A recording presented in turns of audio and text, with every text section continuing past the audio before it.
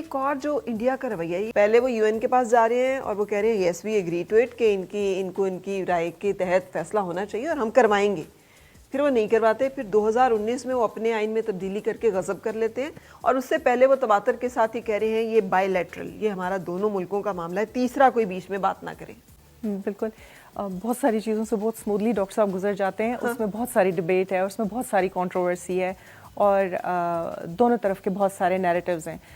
جو ہندوستان کی افواج، پٹیالہ افواج، جن کا پہلے سے معاہدہ ہو چکا تھا ہندوستان کے ساتھ، ان کی موجودگی بہت سارے ہسٹورینز کے نزدیک سپٹمبر سے موجود ہے کشمیر میں. تو 27 اکتوبر کے بعد فوج اچانک آئی ہے، اس پہ ڈبیٹ ہے. بہت ساری چیزیں ڈبیٹ ہیں، ان کے بارے میں بہت ساری ڈسکشنز ہوئی ہیں.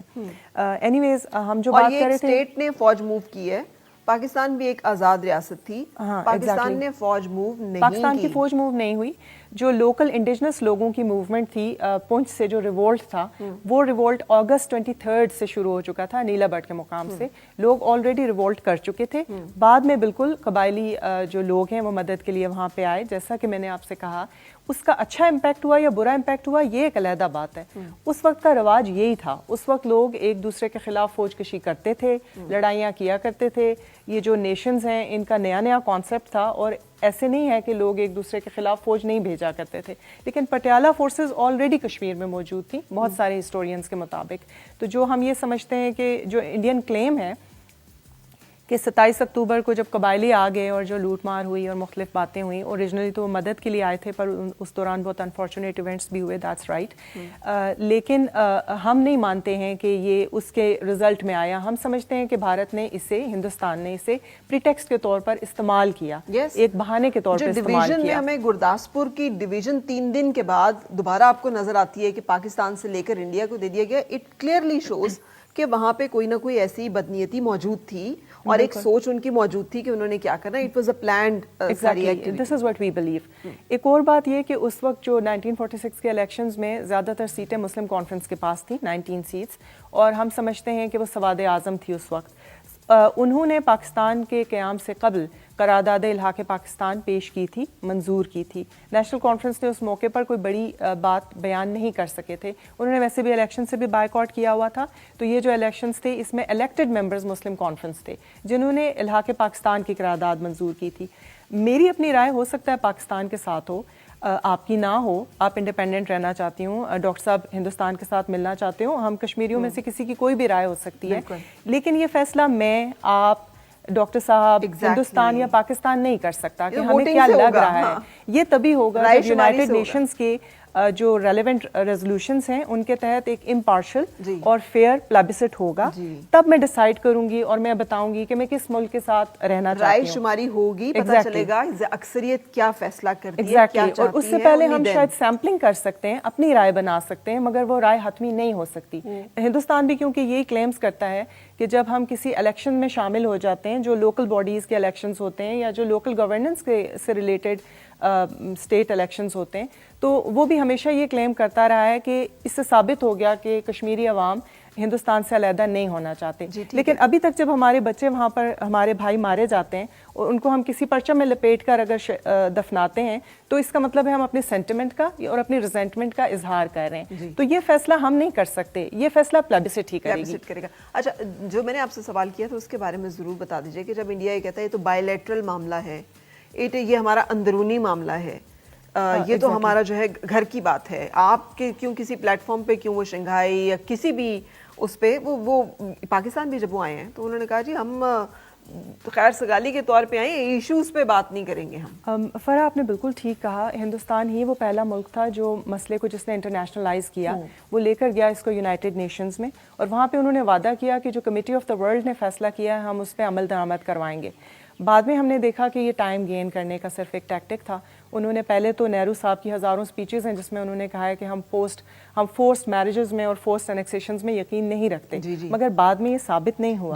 ابھی 2019 میں تو انہوں نے کہا ڈیموگرافک چینج کریں، یہاں پر ہندو لے کر آئیں، وہ یہاں کی عورتوں سے نکاح کریں تاکہ ان کی ڈیموگرافک. اور یہ بھی آج نہیں ہوا. جو جگموہن 1989 میں 1989 کے آخر میں جو گورنر بنائے گئے تھے کشمیر کے، اور جب یہ اپرائزنگ سٹارٹ ہوئی تھی جسے ہم انتفادہ کہتے ہیں، انہوں نے اپنی کتاب میں بھی یہی لکھا ہوا ہے کہ انڈینائزیشن علاج ہے کشمیر کا، جو مستقل علاج ہے وہ انڈینائزیشن ہے. یہ بک تو 1990 میں 92 میں آئی تھی. تو اس کا مطلب یہ ہے کہ یہ جو پلان تھا اس وقت، حالانکہ وہ کانگریس میں تھے جگموہن، اب وہ بعد میں جا کر بی جے پی اپنے صحیح ٹھکانے پہ پہنچے، کیونکہ ان کی سوچ یہی تھی ہندوتوا والی سوچ، جو انہوں نے اپنی بک میں بھی ریفلیکٹ کی. پھر ہندوستان نے یہ کیا کہ پاکستان کے ساتھ جو شملہ معاہدہ ہوا اس کا یوز کرتا رہا وہ بہت عرصہ کہ یہ بائی لیٹرل معاملہ ہے، ہم بائی لیٹرلی اس معاملے کو حل کریں گے. لیکن جو 5 اگست 2019 کا جو ان کا اقدام تھا، ہم نے دیکھا کہ وہ بائی لیٹرل بھی نہیں تھا، انہوں نے یونیلیٹرل ایک ڈیسیجن کر لیا.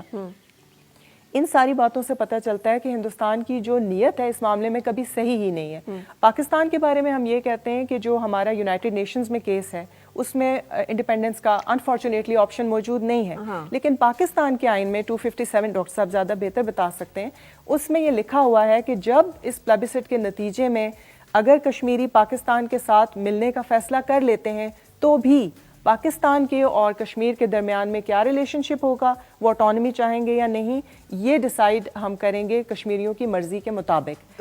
ہم سمجھتے ہیں کہ ایگزیکٹلی. اچھا ڈاکٹر صاحب، ایک تو یہ شملہ معاہدہ، مطلب مجھے اس کی بھی کبھی سمجھ نہیں آئی کہ آپ کو بائی لیٹرل کرنے کی کیا ضرورت تھی اس پہ ایگری کرنے کی، جب آپ انٹرنیشنل ایک معاملہ آپ نے کیا ہوا ہے ریز. سو اس پہ جو ہمارے انٹرنل بھی جو تھوڑی بہت ہم سے بھی اونچ نیچ ہوئی ہیں، کوتاہیاں ہوئی ہیں. مقبول بٹ کی صورت میں آج تک وہ ایک بہت تکلیف دہ داستان ہے. جو لوگ آزادی کشمیر اور داستان سے واقف ہیں، ہمارے دل دکھتے ہیں، پاکستانیوں کے دل دکھتے ہیں، لیکن گورنمنٹ لیول پہ جو چیزیں اوپر نیچے ہوئیں ہم سب اس سے واقف ہیں. لیکن اس کے ساتھ ایک سوال اور جوڑتی ہوں کہ ایس تیمور کا فیصلہ ہو سکتا ہے ایک دم سے، کیونکہ کرسچن پاپولیشن ہے. یہ نیوکلیئر فلیش پوائنٹ کہتے ہیں کشمیر کو. 2 نیوکلیئر پاورز ہیں جو تنازع میں، 3 ہاں، اس کو نہیں ڈیسائیڈ کیا جا سکتا، آخر کیوں؟ جی دیکھیں، پہلے میں ان کو تھوڑا ایگری کروں گا ان کے ساتھ. جیسے وہ ان اپرائزنگ کی بات کی تو ایون پونچھ جو وہاں پہ ایک ایریا ہے، وہاں پہ کہا جاتا ہے کہ تقریباً 5 لاکھ پاپولیشن تھی مسلمانوں کی، اور جو ڈوگرا راج ہے یا ان کی جو فوج ہے اس نے تقریباً، یہ اب اسٹیمیٹڈ ہی ہے اس پہ، تقریباً 2 لاکھ لوگوں کی وہاں پہ جو ہے ڈیتھس ہوئیں اور مارا گیا، اور تقریباً 3 لاکھ جو باقی بچے وہ پاکستان کوئی مائگریٹ کر گئے، کوئی ادھر ادھر چلے گئے. تو یہ ظلم تو ہوا ہے. اور اسپیشلی جو آج کی گورنمنٹ ہے، سٹنگ گورنمنٹ ہے، میں انڈیا کی بات کر رہا ہوں، بی جے پی، وہ تو ہندوتوا کے اوپر جو ہے ان کا بڑا کلیئرلی ہے. گجرات میں آپ دیکھیں جب مودی جو ہے یہ وہاں کا وزیر اعلیٰ تھا تو گجرات میں کیا کیا ہوتا رہا، اور ابھی وہ پتہ ہے کیا کلیم کر رہے ہیں. میں آپ کو ایک اور کنن پوش پورا 8 سال سے لے کے 80 سال تک کی عورت کو ریپ کیا گیا. 2 پورے گاؤں تھے جنہیں میس ریپ کیا گیا. اور یہ ہم نہیں کہتے، یہ UNHCR کہتا ہے، یہ ایمنیسٹی انٹرنیشنل کہتا ہے، یہ ہیومن رائٹس واچ کہتا ہے.